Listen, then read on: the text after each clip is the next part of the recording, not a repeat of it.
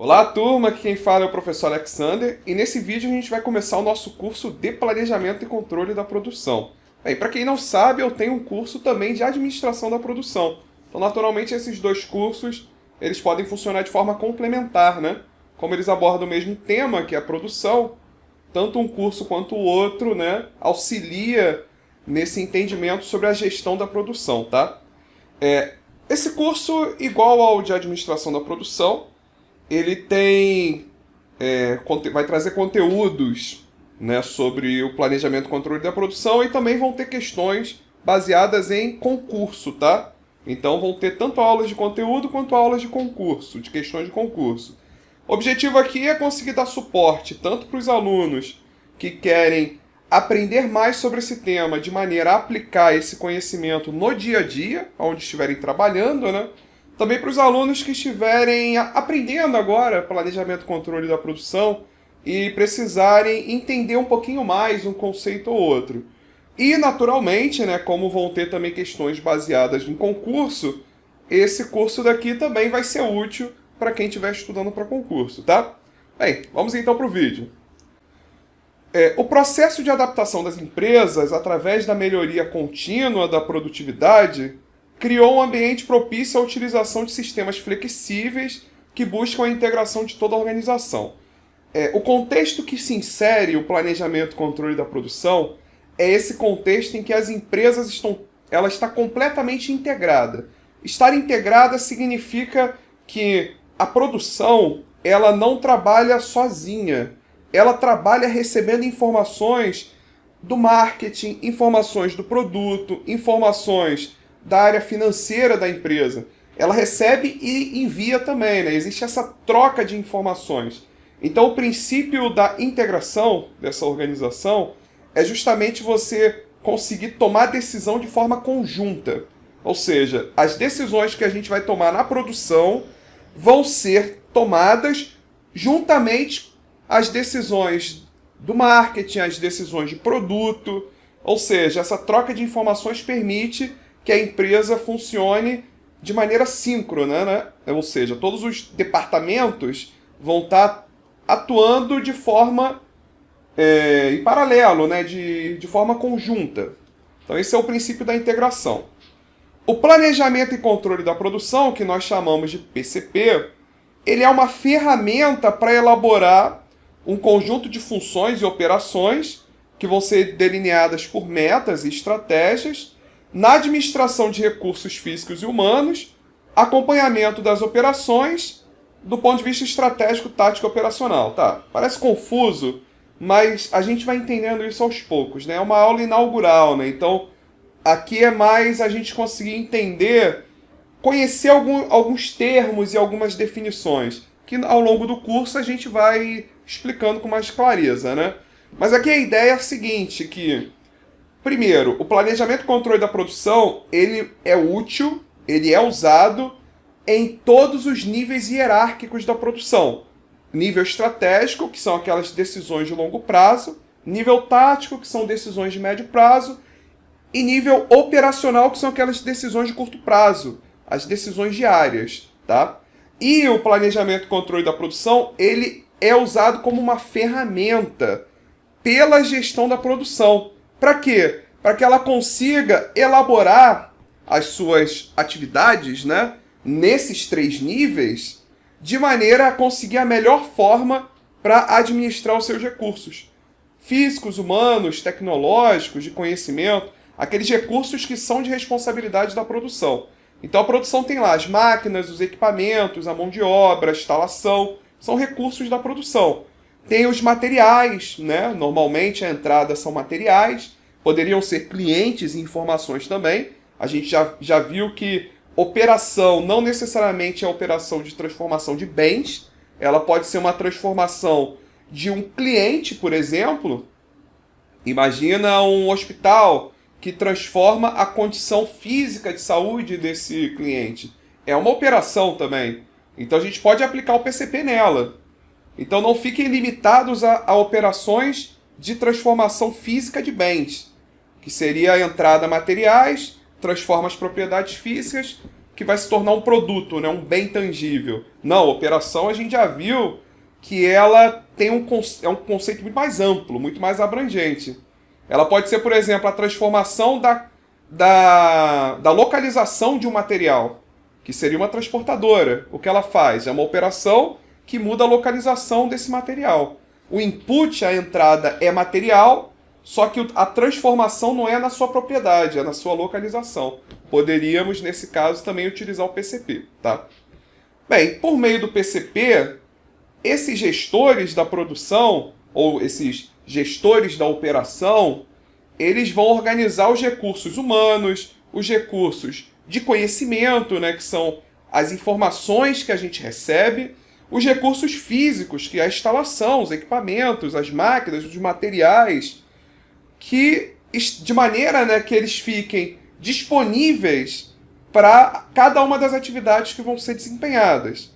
Então a gente precisa se atentar no PCP tanto à programação dessas atividades que a gente vai fazer, mas também ao controle e execução dessas atividades. Então as atividades vão estar nos planos, né? Elas são feitas por intermédio de um planejamento. A gente planeja o que a gente vai fazer ao longo dos dias, por exemplo. O PCP, ele é planejamento da produção. Só que o PCP também é controle da produção. E o controle significa a gente agir de maneira a garantir que aquilo que a gente planejou seja de fato executado.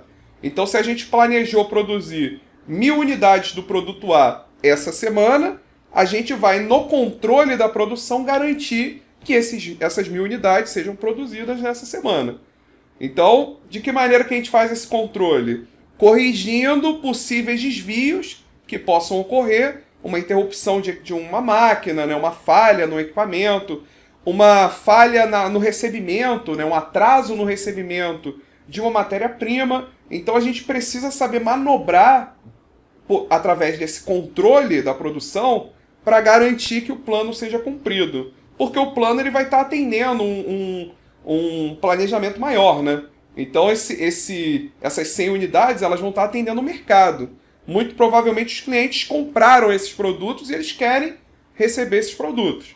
Então esse controle da produção é fundamental para garantir que esse mercado seja atendido. Bem, a necessidade de transformação na área da gestão da produção foi impulsionada pelas mudanças que ocorreram na economia mundial. É lógico que a gente vê hoje, diferente de como era antigamente, as pessoas querem muito mais variedade, maior qualidade, maior velocidade. Então essas medidas são medidas de desempenho estratégicas que estão relacionadas à produção.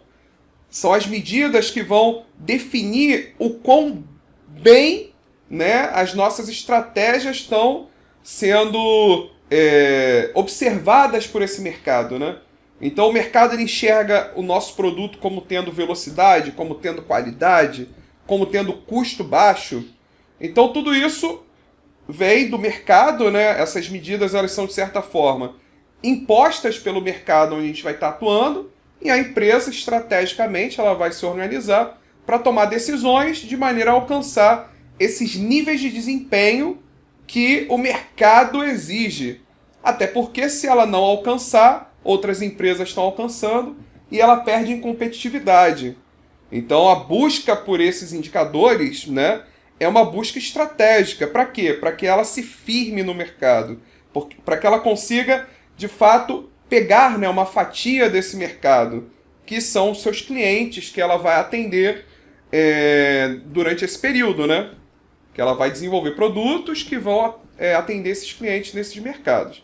Bem, nesse contexto, nesse cenário em que a gente precisa oferecer muita variedade, naturalmente a gente vai precisar de um sistema de produção que seja mais flexível. E essa flexibilidade significa para a produção maior complexidade. Por que maior complexidade? Porque uma coisa é você sempre fabricar o mesmo produto. Ora, uma maior variedade quer dizer que você vai oferecer muitos produtos diferentes. Então você vai ter que, cada semana, planejar sua produção para produzir aqueles produtos, né, determinados daquela semana, da melhor maneira possível para atender esse mercado. Então, toda semana você vai estar criando um novo programa que vai ter que ser melhorado ao longo da semana, de maneira a atender da melhor forma possível esse mercado. Então, isso torna a atividade da produção muito mais complexa. E é aí que entra o PCP. Que o PCP ele é uma ferramenta de apoio à produção, porque ele vai trazer para a gente um conjunto de técnicas que a gente vai aplicar para fazer essa programação e esse controle dessa produção. Então, algo que parece ser complexo, e é complexo, a gente vai simplificar com o PCP, por meio de técnicas e metodologias que o PCP vai ensinar para a gente, tá? Então, o PCP ele é fundamental para comandar e coordenar o processo produtivo, esse processo de produção, integrando ele com os demais setores da empresa. A gente já falou sobre isso, né? Ele recebe informações desses diversos setores: marketing, suprimento, produto, qualidade, processo, manutenção. Por exemplo, como que a gente vai planejar a produção dessa semana sem ter as informações sobre as manutenções programadas das máquinas? Então imagina, por exemplo, que a gente precisa fabricar um determinado produto que usa o equipamento A, certo? E aí a gente programou o uso desse equipamento para segunda-feira de tarde. Só que, se a gente tiver acesso ao plano de manutenção desse equipamento, a gente vai ver que segunda-feira à tarde ele tem uma manutenção planejada. Ele passa por uma inspeção de rotina nesse período da tarde. Vamos dar esse exemplo. Então, essa informação dos planos de manutenção, a gente precisa conhecer. Para quê? Ora, no momento que a gente sabe que esse equipamento não vai estar disponível na segunda-feira à tarde, a gente não vai programar o seu uso na segunda-feira à tarde. A gente vai programar na segunda de manhã, na terça de manhã, mas na segunda-feira à tarde não, porque ele está em manutenção nesse período. Então, o conhecimento da manutenção, né, seguindo esse exemplo, ele é fundamental para a tomada de decisão sobre a programação da produção. O mesmo vale para o marketing, que vai dizer qual é a previsão de venda, aquilo que a gente precisa produzir para atender o mercado. Do produto, que vai dizer para a gente de que forma que cada um dos nossos produtos eles precisam ser fabricados, porque o produto, a função produto é a que cria o produto. Então eles conhecem os materiais e o roteiro de fabricação desses produtos. Essas informações sobre os materiais, elas são necessárias para o planejamento e controle da produção. Por quê? Ora, porque se eu sei que eu vou produzir 100 bicicletas e a especificação do produto bicicleta diz que cada bicicleta precisa ter 2 rodas. Isso o produto está me dizendo: olha, nossa bicicleta tem 2 rodas.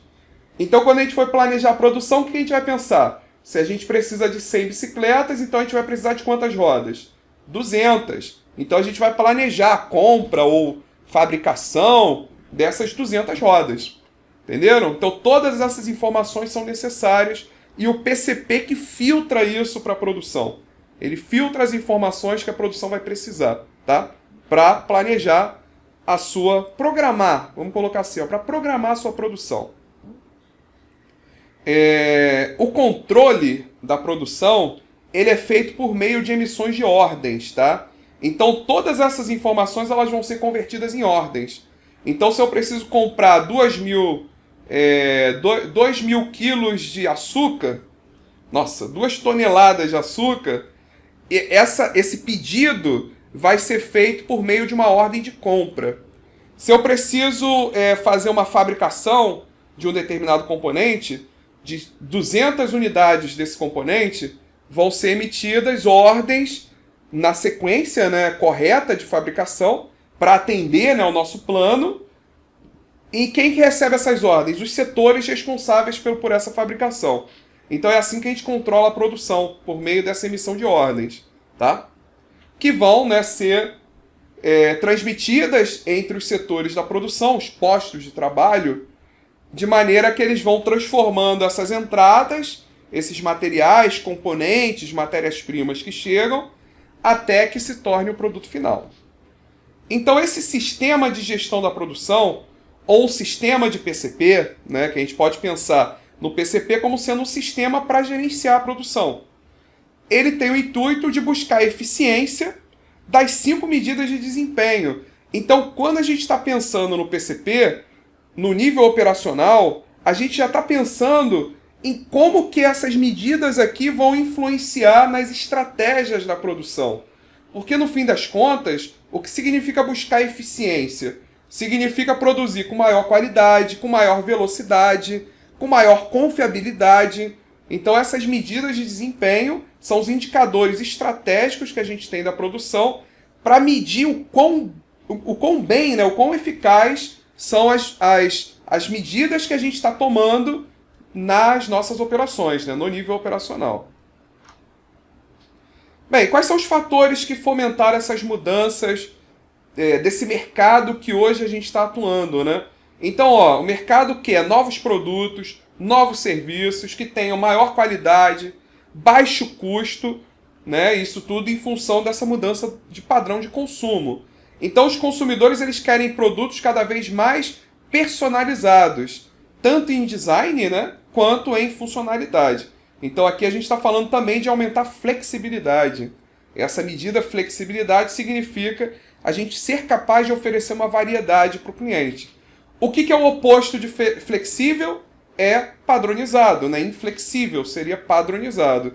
Sistemas de produção tradicionais, Ford, eram foco na padronização, porque padronização reduz o custo, muito, o custo fica muito barato. Desde que economia de escala, a gente produza muito. Então, se a gente produzir uma quantidade muito grande de uma variedade muito pequena, isso a gente vai ter o quê? Uma economia de escala. O custo por produto vai ser muito menor. Só que no momento atual, em que a gente tem um mercado que quer variedade, essa lógica tradicional padronizada é derrubada por um sistema flexível, que consiga produzir a quantidade que o mercado quer na variedade que o mercado quer, ou seja, oferecendo flexibilidade, oferecendo uma personalização. Personalizado significa feito do jeito que o cliente quer, tá?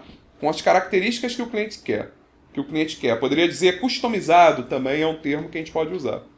Bem, rápido surgimento de novas tecnologias. Então, para você que está trabalhando na produção, você tem que conhecer tecnologia de processo. Estude sobre isso. O que é a tecnologia de processo? É você entender como que um gestor da produção ele é capaz de identificar a tecnologia, né, o equipamento novo, um método, uma técnica de fabricação nova que vai ter um impacto positivo na produção. Então observe que a todo momento são lançadas novas tecnologias. Então vocês precisam estar sempre de olho nisso para conseguir trazer essa nova tecnologia mais rapidamente para dentro das suas operações. Porque aqueles que colocam essas melhorias em primeiro lugar vão ter, né, os resultados, né, os benefícios dessa implantação mais rapidamente, né, vão ser pioneiros no mercado. Diversas alterações na organização do trabalho, devido à redução do tamanho de lotes. Então a gente passa a ter uma organização do trabalho que antes era voltada a uma produção padronizada, um grau de repetição muito grande, operador causa monotonia no operador, uma mão de obra de baixa qualificação, uma curva de aprendizagem muito rápida, porque se faz sempre a mesma coisa. Ora, no momento que você tem uma produção em lotes, cada lote é um conjunto de produtos iguais, né? Então eu produzo, sei lá, 50 unidades do produto A, 30 unidades do produto B, 100 unidades do produto C. Se eu estou oferecendo variedade, eu vou produzir diversos produtos diferentes. Só que para poder reduzir o custo de produção, o que eu vou fazer? Vou produzir em quantidade. Então eu vou produzir o máximo que eu puder de cada um desses produtos. E esse máximo, essa quantidade, é o que a gente chama de lote, tá? Então, se a gente passa a ter uma variedade maior, a forma como a gente vai organizar esse trabalho vai ser diferente. A gente não vai mais utilizar, por exemplo, um arranjo físico em linha de produção. A gente vai tentar ou usar uma célula de manufatura, que seria um conjunto de linhas de produção, para cada família de produtos, né?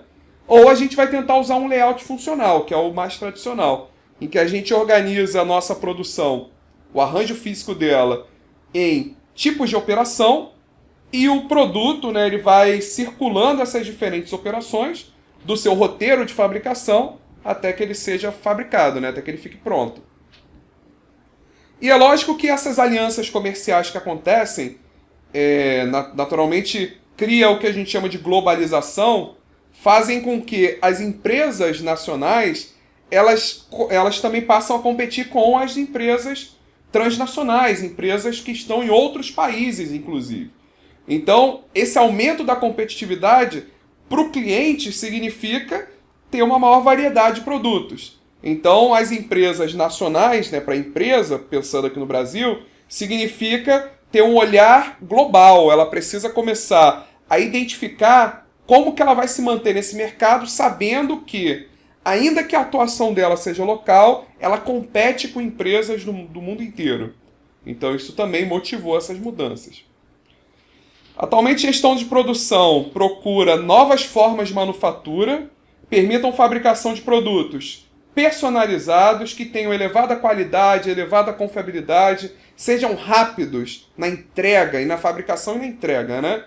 Com utilização de ciclos produtivos curtos e também baixo custo operacional.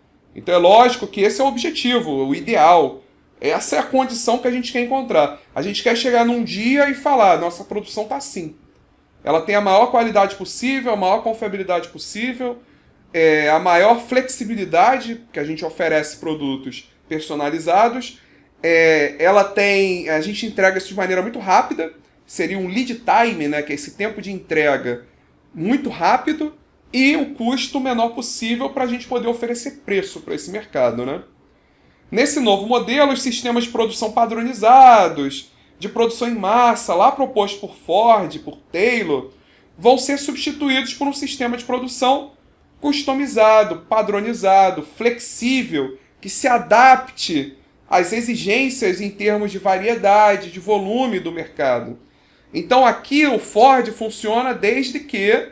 Quando que o sistema de produção em massa vai funcionar? Se a gente estiver atuando no mercado que não liga para a variedade. A gente quer... todo mundo aqui quer Coca-Cola no mesmo sabor. Eu botei aqui, fiz uma propaganda aqui de uma marca, só porque eu bebi Coca-Cola hoje, por acaso. Padronizado, é sempre o mesmo. Eu não vou oferecer uma Coca-Cola diferente para cada um. Ora, então eu estou oferecendo o quê? Eu estou oferecendo uma variedade muito pequena. Eu tenho um ou dois tipos, uma Diet, uma Zero, Light, um outro. A variedade é muito pequena, todos consomem o mesmo. O sistema de produção em massa vai funcionar. Agora, no caso de você começar a querer oferecer um sabor diferente para cada cliente, aí esse sistema de produção em massa já não funciona mais. Precisa ser substituído por um sistema mais flexível, menos padronizado. Então as empresas, hoje, elas vão querer maximizar o atendimento ao cliente para entender, né, identificar e oferecer a esse cliente o produto com as características que ele quer, aumentando ao máximo a eficiência de fabricação, ou seja, conseguindo fabricar utilizando os recursos da melhor forma possível e também minimizando investimento em estoque. Por quê? Se você atende um mercado e você conhece o mercado, você identificou qual é a demanda no mercado, você vai ter uma informação de quanto que eu preciso produzir. O que é o estoque? O estoque de produtos acabados é o estoque de produtos que você fabricou, mas que não foram absorvidos pelo mercado. Então, no momento em que você tem um relacionamento com o cliente, que você passa a produzir aquilo que o cliente te pediu, pedidos firmes, não é previsão de demanda, a gente está falando de pedidos firmes, pedidos que já foram negociados. A partir do momento que você tem essa informação, o que você faz? Olha, se eu tenho 100 pedidos para entregar essa semana, eu vou fabricar 100. Mas se você fabricar 100, não corre o risco de você ter um produto danificado, não sei o quê? Sim, aí você fabrica um pouco mais, para poder suprir esse problema que você tem. Mas é lógico que no longo prazo você vai tentar reduzir essa ineficiência, porque um produto que você produz, mas que foi descartado porque não está atendendo as especificações do cliente, isso é um prejuízo, é uma perda, reduz a eficiência. Então você vai tentar sempre aumentar a eficiência, não ter produtos defeituosos, não ter retrabalho, ter que fazer de novo porque fez errado. Geração de estoque que gera um custo de armazenamento que não reverte em valor para a empresa. Estoque de produtos acabados, ele tem que servir para um único motivo, que é o que a gente chama de um estoque de segurança. Para que serve esse estoque? Caso a gente tenha uma oscilação anormal dessa nossa demanda. Normalmente a gente vende 100 por semana. Só que existem casos em que a gente pode, de repente, vender 150. Quanto que a gente consegue produzir por semana? Até 150. Então a gente não precisa de estoque de segurança.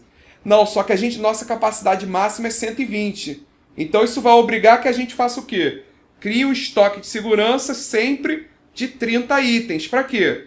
Para nesse caso que tiver uma oscilação, a gente consiga atender esse mercado. Então se a capacidade for suficiente para atender o mercado, você não precisa de estoque de segurança. Mas na prática, como sempre pode existir uma oscilação anormal da demanda, a gente vai manter um estoque de segurança para isso. E não para corrigir ineficiência do nosso sistema de produção. Não, se o sistema de produção tem que estar funcionando bem, tem que estar operando na máxima eficiência dele.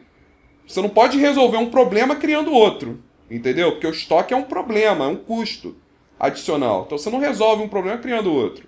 Agora, oscilação de demanda, você não tem controle sobre o mercado. Aí você pode criar esse estoque de segurança, tá? Isso é uma decisão tática, tá? Só para a gente poder lembrar dos níveis hierárquicos, uma geração de estoque de segurança é uma decisão no nível tático.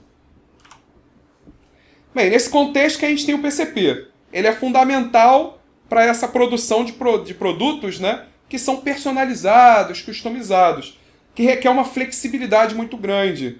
No sistema de produção em massa, é fácil, de certa forma, você aplicar o PCP. Agora, quando a gente tem esse sistema de produção flexível, fica muito mais difícil, tá? Você organizar, planejar essa produção sem ter um planejamento e controle da produção, tá? Então ele se torna fundamental nesse contexto de flexibilidade que a gente está falando. Em geral, sistemas produtivos devem considerar duas características. Primeira delas, agregar valor. O que é agregar valor? É a forma que o cliente reconhece o nosso produto, é o valor que o nosso cliente está disposto a pagar. Identificar o valor significa a gente identificar, de fato, quais são as características e as operações que a gente está aplicando sobre o nosso produto que, de fato, são vistas pelo cliente como sendo algo útil para ele, algo que ele estaria disposto a pagar. Então, qualquer operação, processo que não agrega valor na visão do cliente, a gente simplesmente descarta, a gente remove, porque ele passa a ser um desperdício para a gente. Por exemplo, estoque. Estoque de produto intermediário. Estoques intermediários servem para resolver ineficiências da produção. Ele não agrega valor ao produto. Então, a gente precisa remover. Retrabalho, né? Erro, né? O produto com defeito. Nada disso agrega valor ao produto. Então, precisa ser removido.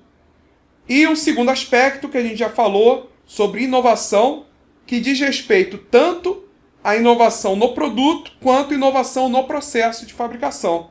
Então a gente precisa ficar de olho nos novos produtos que o mercado quer, na nossa capacidade de produzir novos produtos, que vem da função produto, não é da função produção, e as novas tecnologias de produção, essa sim, da responsabilidade da produção, para conseguir produzir esses novos produtos, ou então produzir os nossos produtos atuais com maior velocidade, maior qualidade, etc. Tá?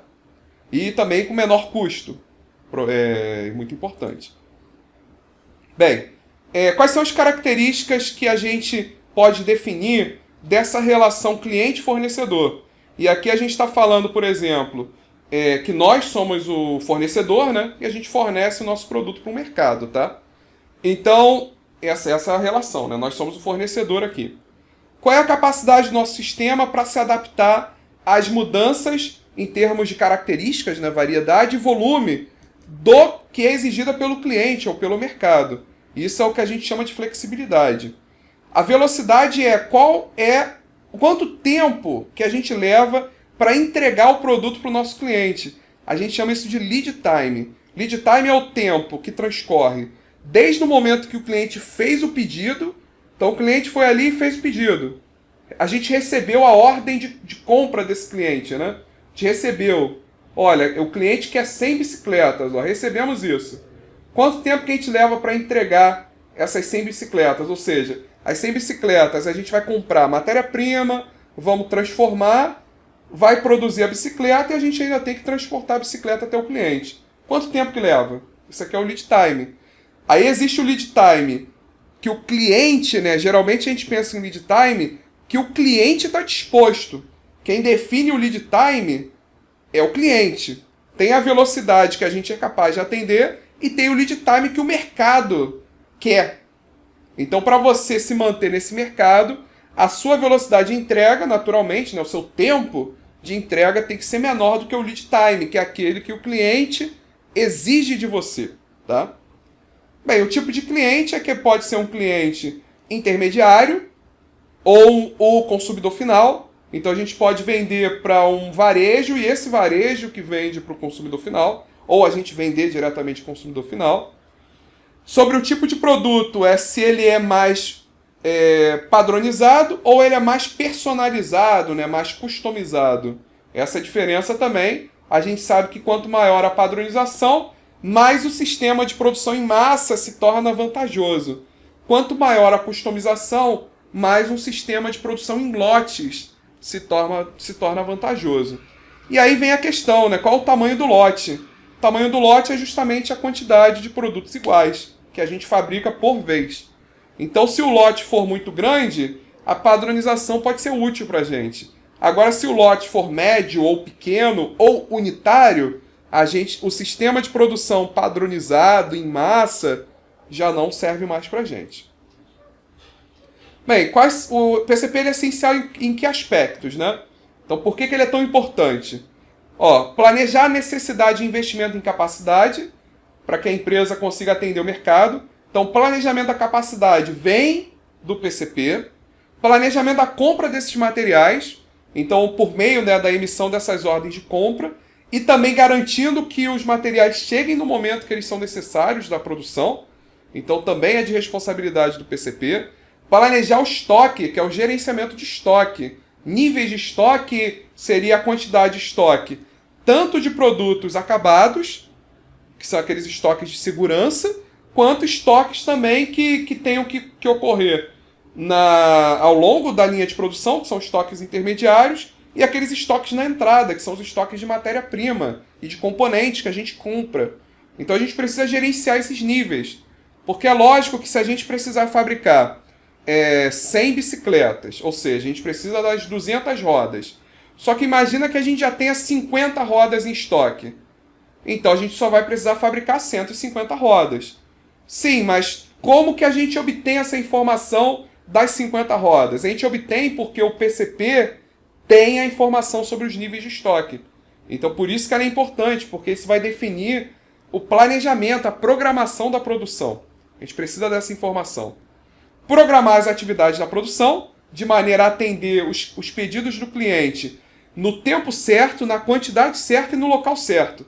O objetivo principal do PCP é que o produto chegue na mão do cliente, no local que ele está, na quantidade que ele quis e no momento que ele pediu, no momento que foi contratado por ele. Esse é o objetivo principal do PCP. Tá? Controlar esses recursos, né, a utilização dos recursos humanos, materiais, mão de obra, né? Matérias-primas, componentes, equipamentos, por meio dessas ordens de produção. Reconhecer quando é necessário replanejar. Então, se tiver um novo pedido, ou se for um equipamento parou de funcionar, isso tudo vai exigir um novo planejamento. Então, isso também tem que ser identificado pelo PCP. Coletar os dados, analisar os dados e as informações das atividades físicas e financeiras da produção. Também é de responsabilidade do PCP, que é o acompanhamento da produção. Daqui a gente vai conseguir ter informações sobre índice de falhas, índice de refúgio, índice de de produto, de retrabalho. Então são indicadores que a gente consegue calcular, né, avaliar, identificar por meio do acompanhamento da produção. Então qualidade e confiabilidade, que são disciplinas, né, que fazem parte da produção, elas vão estar acompanhando, né, vão estar sendo usadas nesse acompanhamento da produção, que também é feito pelo PCP. E acompanhar os prazos para que a produção entregue os produtos de acordo com o que o cliente contratou. Bem, aqui a gente tem 3 atividades que estão relacionadas ao PCP, assim que a literatura divide o PCP, tá? No nível estratégico e no nível tático, o PCP ele é muito parecido entre os diferentes autores. Tem algumas mudanças, mas a gente vai discutindo isso aos poucos, tá? No nível operacional, que é o que a gente está vendo aqui, existem 3 formas de você planejar e controlar a produção. A primeira delas é a mais famosa, que é usando o MRP, tá? A gente vai estudar isso com detalhes, tá bom? A gente não vai ver MRP agora, porque a gente ainda está numa introdução. Só que para quem já ouviu falar, né, já sabe, né, já conhece o MRP. O MRP é uma forma que a gente tem de planejar as necessidades de materiais. Com a evolução da tecnologia, principalmente da informática, a gente criou uma nova forma, né, que é o chamado de MRP2. O MRP2 é uma evolução do MRP, que passa a ser chamado de planejamento dos recursos de manufatura. No MRP, a gente considera apenas a necessidade de materiais. Para quê? Para a gente poder saber o quanto que a gente precisa comprar, o quanto que a gente precisa fabricar, o quanto que a gente precisa montar. Então, com o MRP, a gente consegue organizar e emitir as ordens de compra, fabricação e montagem para conseguir produzir aquelas quantidades de cada um dos produtos de acordo com a demanda, para a gente poder atender a demanda. No MRP2, a gente não calcula apenas as necessidades materiais. A gente passa a calcular a necessidade relacionada a todos os recursos de manufatura. Basicamente, o que a gente inclui no MRP2 é o fator disponibilidade de recursos. Porque não adianta a gente simplesmente falar assim, vamos produzir 100 bicicletas. A gente precisa produzir as 100 bicicletas. Só que, muitas vezes, a gente fabrica um outro tipo de produto. Se esses 2 produtos usam, por exemplo, o mesmo equipamento, o que pode acontecer é que nas necessidades de materiais a gente identificou a quantidade que a gente precisa produzir por dia, né?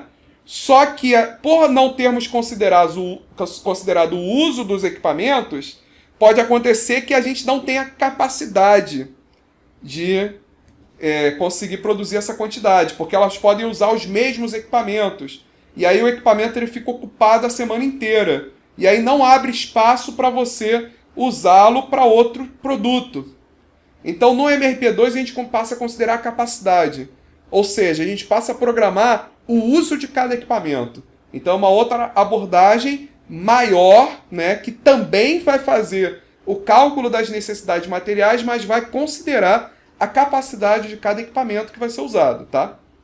E por fim a gente passa a ter o planejamento dos recursos da empresa, que a gente chama de ERP, né, que seria a integração da empresa inteira. E aí a produção ela passa a ser um módulo dentro desse ERP. O mais conhecido que a gente tem comercialmente é o SAP, tá? O SAP. O MRP, MRP2 e ERP eles são oferecidos como softwares, tá? Como programas de computador. O ERP ele faz uso dessa integração. A gente não começou falando que o objetivo maior é integrar. Você vai trabalhar hoje com PCP na empresa, primeira coisa que você vai fazer é integrar a organização. Senão não tem PCP. Como que você vai planejar baseado em informações da produção, do marketing, do produto, se não existe integração entre eles? Então o primeiro passo é realizar essa integração. E o ERP é uma maneira que você tem de fazer isso. Então você vai comprar um software para fazer isso. E aí essas informações do planejamento que você precisa para planejar e controlar a sua produção é tudo gerenciada através desse programa, desse software, que é o ERP. O ERP seria então a integração de toda a nossa organização. Bem, chegamos então no melhor caso. A maior integração possível é você integrar a organização inteira. Não. Dá para integrar ainda mais. Quem? Quem que a gente quer integrar? Que seria o que a gente vai chamar de um ERP2. Seria a gente integrar mais quem? Os nossos clientes e os nossos fornecedores. Olha que lindo, como que isso é feito hoje? Hoje você vai emitir uma ordem de compra, a produção por meio do PCP emitiu a ordem de compra. Precisamos das 200 rodas. Essa ordem de compra, via esse sistema de informação, ela vai lá para o setor financeiro da empresa, que autoriza isso e envia para quem? Envia para o fornecedor.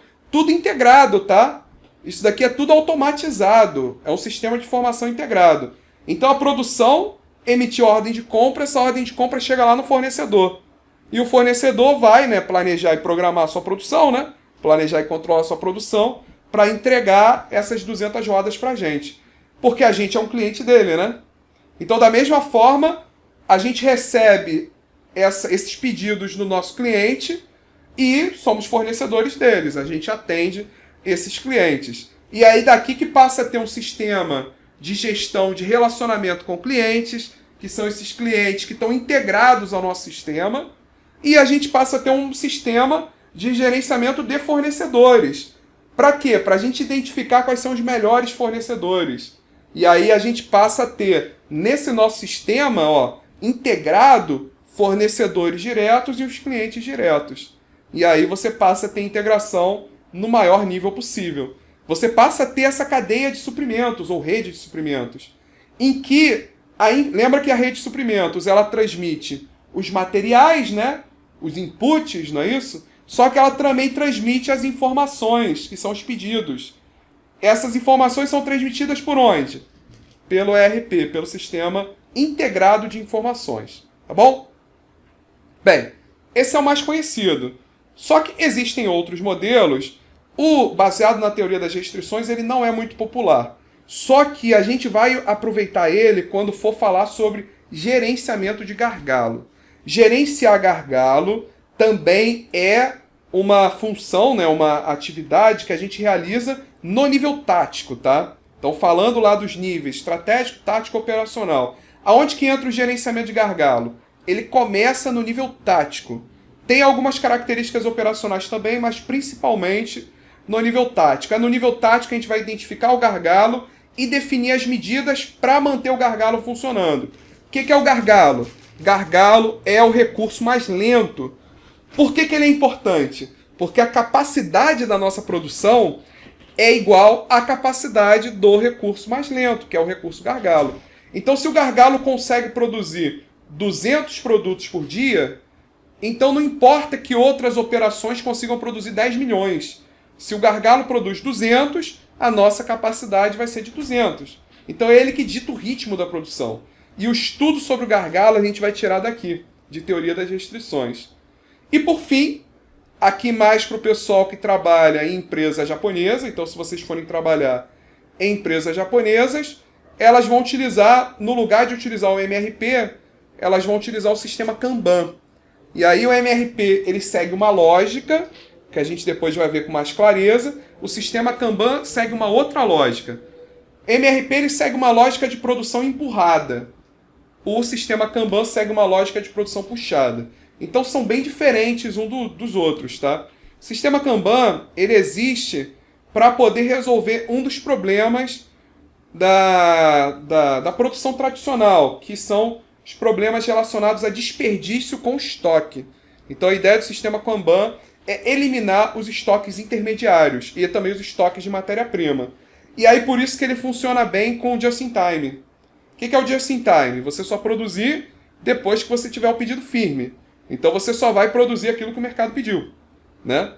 Ele é contrário ao que seria um just-in-case, em que você produz um pouco mais para poder criar aquele estoque de segurança para atender às oscilações de demanda. Ora, se a nossa capacidade é maior do que aquilo que o mercado está absorvendo, então a gente pode aplicar o just-in-time, vai ser o mais barato para a gente. Ou seja, a gente não precisa ter um estoque de segurança, que vai gerar um custo desnecessário. E aí o sistema Kanban ele cai como uma luva, ele funciona muito bem nesse caso. No que a gente chama de sistema Toyota de produção ou produção enxuta. que seria o termo que a gente conhece, né? O Lean Manufacturing, né? E aí ele funciona bem com o sistema Kanban. Diferente, ou a gente vai aplicar o MRP, ou a gente vai aplicar uma lógica baseada em sistema Kanban. MRP é mais comum, tá? Sistema Kanban, mais comum em empresas japonesas. Bem, então o PCP ele tem que assegurar que todos os recursos necessários para a produção estejam disponíveis no momento certo. Para um fabricante, que é aquele que vai oferecer bens, né, significa manter o acompanhamento de uma gigantesca quantidade de componentes, subcomponentes e matérias-primas. Observa isso, imagina que você oferece muita variedade e muito volume. Então você tem que produzir lotes de produtos diferentes. Para o fabricante, significa você conseguir gerenciar, acompanhar todos esses componentes que estão sendo comprados, fabricados e montados. Então isso é bem complicado, é bem complexo. O PCP está aí para poder simplificar isso. E para um prestador de serviço, significa acompanhar os materiais e suprimentos, as durações para a execução das tarefas e também, né, para o empregado e também para os equipamentos. Então imagina um prestador de serviço de limpeza. Essa empresa ela precisa saber aonde estão cada um dos seus operadores, né, os seus funcionários. Ela também precisa gerenciar os suprimentos. Seria produtos de limpeza. Os equipamentos são as ferramentas que são usadas na limpeza. Então isso daí seria, na visão de um prestador de serviço, o PCP ele seria usado para esse fim, tá?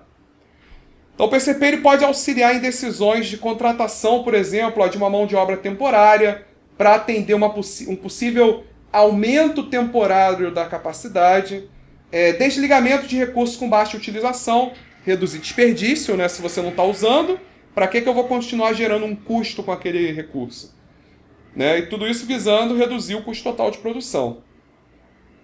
Aqui a gente tem um exemplo, que eu acho bem bacana, tá? Que eu vou ler para vocês. Imagina uma situação estoque, a gente tem um prestador de serviço, ele quer minimizar o tempo de entrega e ele quer maximizar a confiabilidade da entrega. Ou seja, ele quer entregar o mais rápido e ele não quer descumprir prazo. Aumentar a confiabilidade significa, olha, eu quero cumprir todos os prazos com o meu cliente. Então esse é o foco no atendimento ao cliente. Para isso o investimento em estoque ele vai estar focado no estoque de produtos acabados. Para quê? Para atender a demanda mesmo que tenha oscilações. A eficiência de fabricação, ela depende da utilização desses recursos. Ou seja, se a gente estiver usando, os recursos estiverem ociosos, a gente perde em eficiência. Então, a utilização significa a gente estar utilizando os recursos na maior percentual de tempo possível. Se a gente chegar nesse caso, a gente vai estar utilizando ele da melhor forma possível. Bem, com uma correta decisão de PCP, a empresa sobre fabricação, né, com fabricação sob encomenda, né, para atender esse cliente, ela vai definir um investimento em um estoque ideal. O que é o estoque ideal? É aquele que vai minimizar o lead time de fabricação com a redução da utilização de recursos disponíveis. Então, o estoque ideal seria aquele estoque em que a gente consegue manter o atendimento à nossa demanda. Qual é o estoque que a gente precisa? O estoque necessário para atender a demanda. Então ele tem que ser grande o suficiente para atender o lead time contratado, né? Mas ele tem que ser o menor possível. Para quê? Para que senão a gente vai utilizar recursos de fabricação, gerando custo, que não está sendo, de produtos que não estão sendo vendidos. Então ali, ó, tem que ter um compromisso, né, entre, olha, eu preciso manter um estoque, mas se ele for muito grande, a maioria desses produtos não vai ser absorvido, então eu vou ter aqui uma quantidade de produtos que eu gastei, mas que não estão sendo absorvidos pelo mercado. Estão entendendo? Ou seja, a eficiência de fabricação ficou baixa. É um custo que eu estou gerando que não está sendo convertido em ganhos. Então isso aqui, ó, produzir mais do que o necessário vai ter custos adicionais nos recursos de produção e também custos adicionais com a própria manutenção desses estoques, tá? Bem, nesse ponto é importante observar a importância de ter uma tomada de decisão conjunta, né? Uma tomada de decisão isolada, sem ter conhecimento do marketing de produtos, etc., vai ter um impacto muito negativo para o desempenho da empresa. consequentemente, né, vai diminuir sua competitividade no nível estratégico. Por isso que é necessária a integração de todo esse sistema. Tá bom? Então fechamos essa aula inaugural, né? Foi um pouco longa, eu sei. Trouxe muitos conceitos, eu também sei disso. Mas cada um desses conceitos a gente vai trabalhar com mais detalhes, com mais calma, à medida que a gente for estudando. A aula inaugural é assim mesmo, né? Para quem não conhece, acaba tendo muita informação que vai tendo dificuldade de absorver num primeiro momento, mas é lógico que ao longo do curso a gente vai estar detalhando, explicando cada um desses conceitos. Tá bom? Então fechamos esse vídeo, nos vemos no próximo vídeo. Valeu!